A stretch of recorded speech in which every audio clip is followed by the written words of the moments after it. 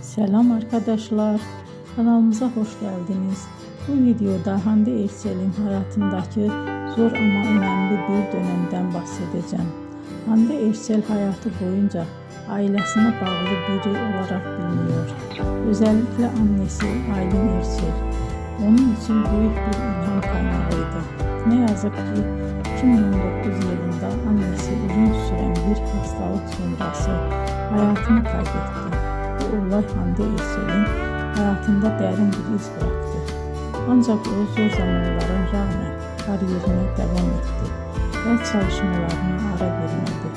Aynı yıllarda oyuncu olarak yeni projelerde yer aldı ve izleyicilere güçlü karakterler sunmaya devam etti.